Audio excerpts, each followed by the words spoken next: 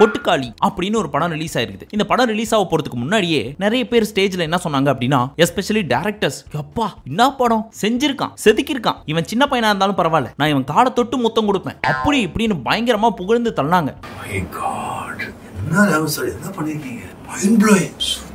என்னப்பா back to back எல்லா டைரக்டர்ஸும் super ஆஹா ஓஹோன்றாங்க. சரி டைரக்டர் சொன்னா கூட பரவாயில்ல, சிவகார்த்திகேயன் அப்படி பாராட்டுறாரு டைரக்டரை. ஓ அவர் ப்ரொடியூசரோ, அப்ப இருக்கதான் செய்யும். அவரை விட்டு தள்ளுங்க. இந்த எக்ஸ்பீரியன்ஸ்டு டைரக்டர்ஸுமே அப்படி புகழ்ந்து பேசுற அளவுக்கு என்ன இருக்கு இந்த படத்துல? ஃபர்ஸ்ட் டே ஃபர்ஸ்ட் ஷோவே கண்டிப்பா பாத்துடணும் அப்படின்னு சொல்லி தியேட்டருக்கு போனோம்.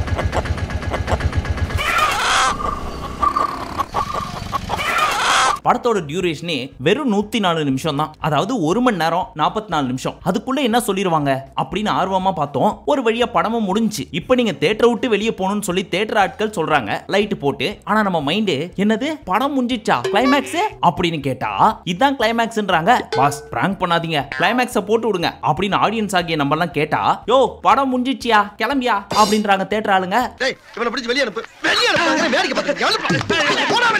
அப்படி என்ன நடந்துச்சு அப்படின்றத டீடைலா பார்க்க போறதுக்கு முன்னாடி ஒரு சிறிய விளம்பர இடைவேளை பார்த்துட்டு வாங்க. கிளியரா சொல்றேன். இப்போ நான் சொல்ல போற ஆப்பை பத்தி உங்களுக்கு 100 மடங்கு தெரிஞ்சா மட்டும் விளையாடுங்க. மோஸ்ட் பெட்டோட ஏவியேட்டர் அப்படிங்கிற ஒரு ஆப் உலகத்தோட நம்பர் 1 கேமிங் பிளாட்ஃபார்மா இருக்கு. அண்ட் நிறைய பிளேயர்ஸ் வந்து ட்ரஸ்ட் பண்ணி விளையாடுறாங்கன்னு சொல்றாங்க.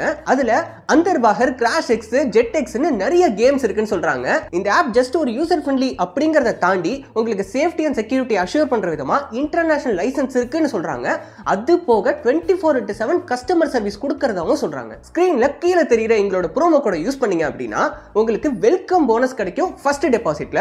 அது போக ரெஜிஸ்ட்ரேஷன்ல உங்களுக்கு 250 ஃப்ரீ ஸ்பின்ஸும் கிடைக்கும். பின் கமெண்ட்ல லிங்க் கொடுத்திருக்கோம், மறந்துடாதீங்க. ஆரம்பத்திலேயே சொன்ன மாதிரி 100 மடங்கு உங்களுக்கு இத பத்தி தெரிஞ்சா மட்டும் விளையாடுங்க. இப்ப ஆரம்பிக்கலாங்களா? ஓகே சரி. இந்த படத்தை யாரெல்லாம் பார்க்கலாம் அப்படின்னு கேட்டீங்கன்னா, இந்த வீடியோ ஃபுல்லா பார்க்குற அளவுக்கு உங்களுக்கு பொறுமை உண்மையிலேயே இருந்துச்சுன்னா கண்டிப்பா இந்த படம் உங்களுக்கு பிடிக்கும். எனக்கு நம்பிக்கை இல்ல. சோ இத வச்சு நீங்க முடிவு பண்ணீங்க இந்த படம் பிடிக்குமா பிடிக்காதா அப்படின்ட்டு. சரி ஃபர்ஸ்ட் இந்த படம் பார்க்கலாமா வேணாமா, கமர்ஷியல் மூவியா இல்லையா, வர்த்தா இல்லையா அதை மட்டும் சொல்லு அப்படின்னு கேட்டீங்கன்னா 25% ஆஃப் மக்களுக்கு ரொம்ப பிடிக்கும், 50% ஆஃப் மக்களுக்கு பிடிக்கும்னு சொல்றதா பிடிக்கலன்னு சொல்றதா அப்படின்ற கன்ஃபியூஷனோடவே இருக்கும். பேலன்ஸ் இருக்கிற 25% ஆஃப் மக்களுக்கு சை இது படமா, இதெல்லாம் ஒரு படமா, என்ன எடுத்து வச்சிருக்கானுங்க, ஒரு இடமும் புரியல அப்படின்னு கொந்தளிப்பாங்க. அப்ப எனக்கு இது வேற. சோ ஒரு மிக்சட் ரிவ்யூ தரக்கூடிய ஒரு படம் தான் இந்த கொட்டுக்காளி.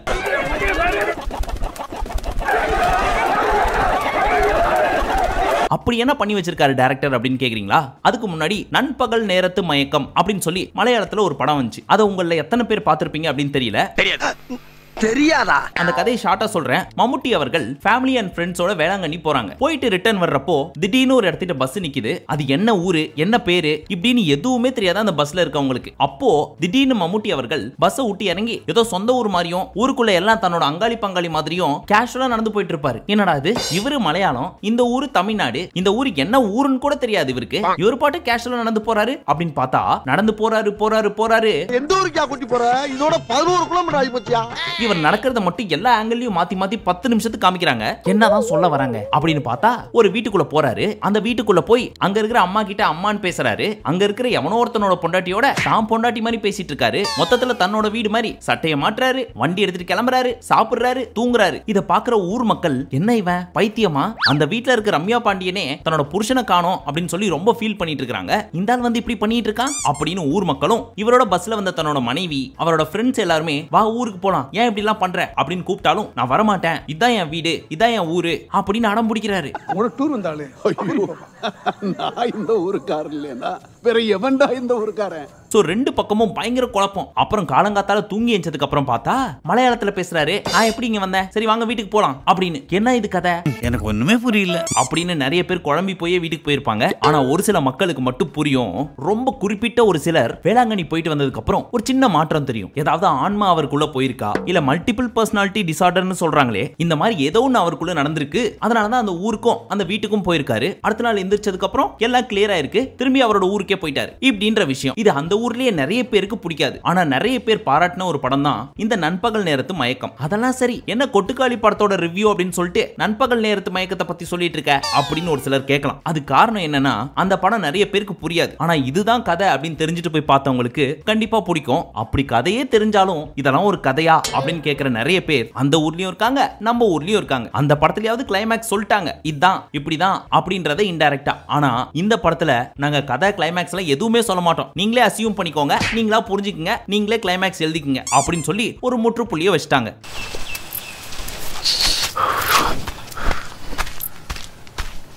சரி, இப்போ இந்த படத்தோட கதைக்கு வருவோம். பட் அதுக்கு முன்னாடி எனக்கு கதைலாம் தேவையில்ல, படத்தை தியேட்டர்ல தான் போய் பார்ப்பேன் அப்படின்னு நினைக்கிறவங்க அடுத்த 2 மினிட்ஸ் ஸ்கிப் பண்ணிருங்க. அதெல்லாம் எங்களுக்கு தெரியும், பொத்து.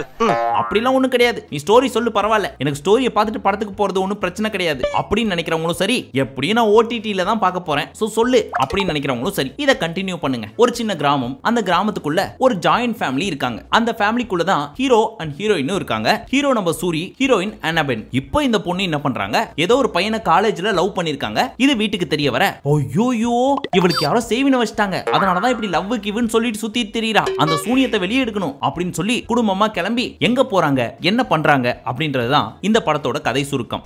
மீனா வா, இப்படி உட்காந்துருக்கா, வாத்தா இப்படி சாத்தி வச்ச மாதிரி உட்காந்துருக்கா. சரி, இவ்ளோ பெருசா சொல்றதுக்கு இந்த படத்துல எதுவும் பெருசா இல்லையே, 10 நிமிஷத்துல சொல்லி முடிச்சிருக்கலாமே, எதுக்கு 1 மணி நேரம் 44 நிமிஷம் எடுத்து வச்சாங்க அப்படின்னு ஒரு சிலர் கேட்கலாம். நான் எதையும் லைவா எடுக்கணும்னு அதாவது எல்லாத்தையுமே பர்ஃபெக்ட்டா லைவா நம்மள்ட்ட காமிக்கணும் அப்படின்றதுக்காக டைரக்டர் பெரிதும் மெனக்கெட்டு இருக்காரு. ஒரு 50 கிலோமீட்டர் டிராவல் பண்ணி போகணும் இவங்க டெஸ்டினேஷனை ரீச் பண்றதுக்கு. அப்படி போற வழியில என்னென்ன நடக்குது, என்னென்ன பாக்குறாங்க, இதுல ஹீரோ அண்ட் ஹீரோயின் அவங்களுக்கு மட்டும் வெயிட்டேஜ் வைக்காம கூட டிராவல் பண்றாங்க தெரியுமா ஒரு சிலர், அவங்களோட பிரச்சனையை எடுத்து காமிச்சிருப்பாரு டைரக்டர். மொத்தத்துல இந்த படம் நமக்கு என்ன சொல்லுது அப்படின்னு கேட்டீங்கன்னா, அது ஒண்ணு இல்ல, கீழே போட்டுரு. சிட்டியை பொறுத்த வரைக்கும் ஒருத்தனை லவ் பண்ணா அது லவ் அப்படின்னு சிம்பிளா முடிச்சிடுறோம். ஆனா ஒரு சில கிராமத்துல இன்னமும் இவள மாமா பொண்ணுக்கு கல்யாணம் பண்ணி வைக்கலாம் தானே சின்ன வயசுல இருந்தே பேசிட்டு இருந்தோம். இப்ப பொசுக்குன்னு வந்து லவ் பண்றேன்னு சொன்னா அப்ப எவனோ ஒருத்தன் ஏதோ பண்ணிட்டான், சூனியம் வச்சிட்டான், பேய் பூச்சிச்சு, அதனாலதான் இவ இப்படிலாம் பண்றான், அந்த பேயை போக்கணும் அப்படின்னு நம்பிட்டு இருப்பாங்க. அதை கம்ப்ளீட்டா எக்ஸ்பிளைன் பண்றதுதான் இந்த படம்.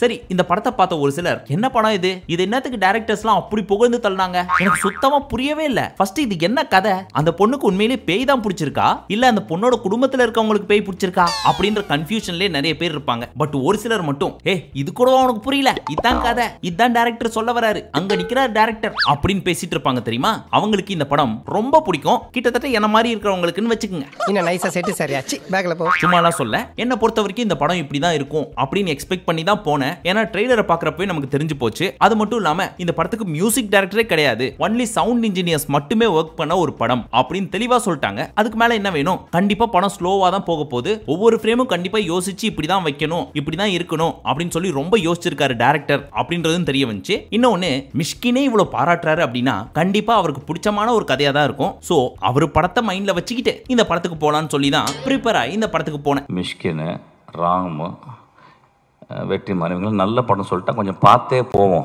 சோ கிளைமேக்ஸ்ல என்னன்னு சொல்லி முடிச்சிருப்பாங்கன்னா, இதை உங்கள்கிட்டயே ஒப்படைச்சிடுறோம், நீங்களே ஒரு கிளைமேக்ஸ் எழுதுங்க இந்த படத்துக்கு அப்படின்னு முடிச்சிடுறாங்க. எல்லாரும் ஆர்வமா அடுத்து என்னன்னு எதிர்பார்த்துட்டு இருக்கிறப்போ அதுதான் நிறைய பேருக்கு லைட்டா மூஞ்ச சுடிக்க வைக்குது. யார் அந்த லைட்டா ஒரு சிலர் அப்படின்னு கேட்டீங்கன்னா, எனக்கு மிக்சட் மசாலா மூவி தான் பிடிக்கும், கமர்ஷியல் மூவி தான் பிடிக்கும், 2 சாங், 2 ஃபைட், பயங்கரமான பிஜிஎம், மாஸ் சீன் இப்படின்லாம் எக்ஸ்பெக்ட் பண்ணுவாங்க தெரியுமா. அவங்களுக்கு இந்த படம் சுத்தமா பிடிக்காது. இவங்க என்ன ரகம்னே தெரியலையே.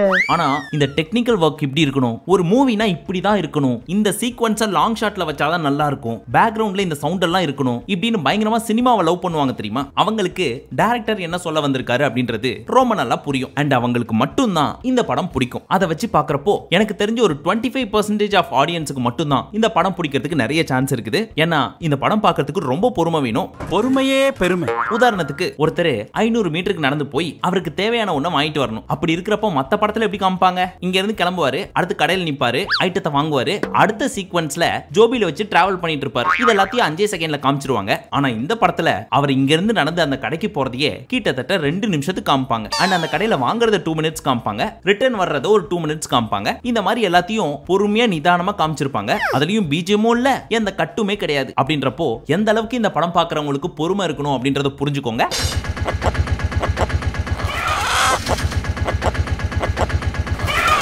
இந்த படத்துல நிறைய இடத்துல நீங்களா தான் இதுவா இருக்கும் அதுவா இருக்கும்னு அசியூம் பண்ணிக்கணும். உதாரணத்துக்கு ஹீரோயினும் அவங்க அம்மாவும் ஒரு 5 நிமிஷம் ரெஸ்ட் ரூம் போற மாதிரி காட்டுக்குள்ள ஒதுங்குவாங்க. ரிட்டர்ன் வர்றப்போ அம்மா மட்டும் தான் வருவாங்க. அங்க ஒரு 5 மினிட்ஸ் போகும். அவங்க வந்தாங்களா இல்லையா அப்படின்றது படம் பார்த்தாதான் தெரியும். பட் படம் பார்த்தவங்களுக்கு அங்க உள்ள போனாங்களே அவங்க என்ன பேசிக்கிட்டாங்க அப்படின்னு கேட்டீங்கன்னா அதை நீங்க தான் புரிஞ்சுக்கணும் அப்படின்ட்டாரு டைரக்டர். இந்த மாதிரி நிறைய இடத்துல கேள்விகள் இருக்கு. ஆனா ஒண்ணு, இது வரைக்கும் வந்த டைரக்டர்ஸ்லயே யாரும் யோசிக்க முடியாத அளவுக்கு சிறப்பா ஒண்ணு பண்ணிருக்காரு இந்த டைரக்டர். அப்படி என்ன பண்ணாருன்னு கேக்குறீங்களா? ஒரு இடத்துக்கிட்ட வண்டி நிக்கும். அப்போ சுத்தி புத்தி எல்லாம் உச்சா போவாங்க. அத லாங் ஷாட்ல காமிச்சிருந்தா கூட பரவாயில்ல. ஆனா நம்மள மாதிரியான பாய்ஸ் கிராமத்துக்குள்ள போயிட்டோம் அப்படின்னாவே எப்படி எப்படி எல்லாம் டைப்பா உச்சாடி போவோம். அதை எல்லா ஆங்கிள் இருந்து காமிச்சிருக்காங்க.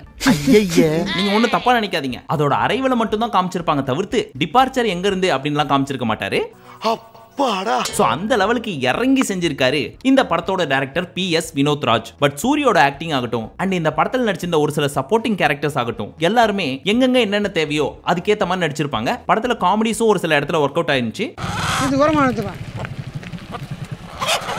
என்ன 2 பேரும் சேர்த்து ஏத்திக்க வேண்டியனே. சோ இப்போ உங்களுக்கு என்ன தோணுதோ அதை வச்சு படம் போலாமா வேணாமா அப்படின்றத முடிவு பண்ணிக்கோங்க. பட் 100% இந்த படம் பார்க்கிறதுக்கு உங்களுக்கு ரொம்ப பொறுமை வேணும். சோ அந்த மைண்ட் செட்டோட போங்க. பார்த்துட்டு இந்த படம் எப்படி இருந்துச்சு அப்படின்னு சொல்லி மறக்காம கமெண்ட் செக்ஷன்ல சொல்லுங்க. மீண்டும் உங்களை அடுத்த வீடியோவில் சந்திக்கும் வரை நன்றி, வணக்கம், நமஸ்தே, நமஸ்கார்.